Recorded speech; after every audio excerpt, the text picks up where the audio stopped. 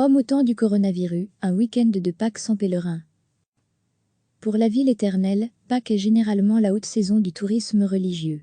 L'an dernier, 80 000 fidèles avaient assisté à la messe de Pâques du pape François. Mais cette année, l'épidémie de coronavirus et le confinement général ont vidé Rome, la place Saint-Pierre est sous haute surveillance, et pour les maisons d'accueil des pèlerins, le vide est énorme. Il faut monter les marches des célèbres escaliers de la place d'Espagne pour atteindre la Trinité des Monts. Une église et un monastère qui appartiennent, tout comme la villa Médicis toute proche, à l'ambassade de France. La maison d'accueil gérée par la communauté de l'Emmanuel n'accepte d'ailleurs que des pèlerins francophones. Mais cette année, tous les groupes ont dû annuler leur séjour. Mathilde Duthé, membre laïque de la communauté de l'Emmanuel, s'occupe de la maison d'accueil. Depuis plusieurs années, nous organisons un Triduum Pascal, une retraite pendant les 3 jours du week-end de Pâques, à partir du jeudi saint jusqu'au lundi. Nous attendions plus de 140 personnes, explique la directrice. Nous réalisons 65% de notre chiffre d'affaires en cette période de l'année, et cet argent nous sert en général pour améliorer les lieux ou faire des travaux de rénovation. Nous ne ferons rien cette année, car je ne pense pas que nous pourrons rapidement accueillir des pèlerins.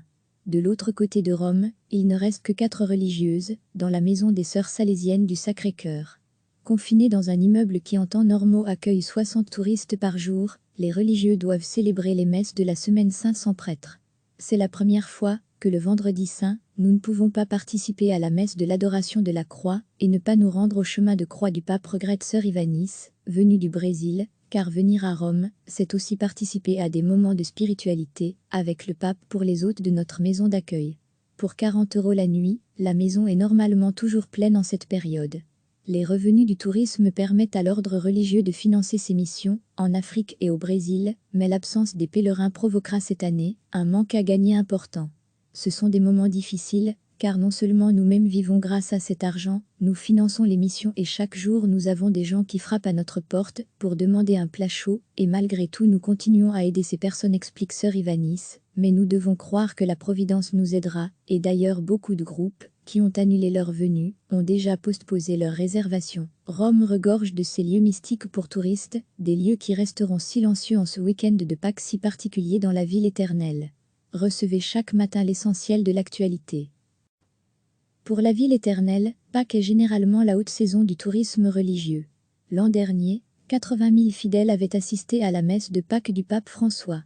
Mais cette année, l'épidémie de coronavirus et le confinement général ont vidé Rome, la place Saint-Pierre est sous haute surveillance, et pour les maisons d'accueil des pèlerins, le vide est énorme. Il faut monter les marches des célèbres escaliers de la place d'Espagne pour atteindre la Trinité des Monts. Une église et un monastère qui appartiennent, tout comme la villa Médicis toute proche, à l'ambassade de France.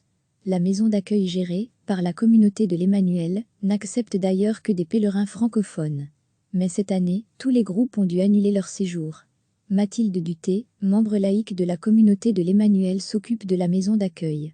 Depuis plusieurs années, nous organisons un Triduum Pascal, une retraite pendant les 3 jours du week-end de Pâques, à partir du jeudi saint jusqu'au lundi. Nous attendions plus de 140 personnes, explique la directrice. Nous réalisons 65% de notre chiffre d'affaires en cette période de l'année, et cet argent nous sert en général pour améliorer les lieux ou faire des travaux de rénovation.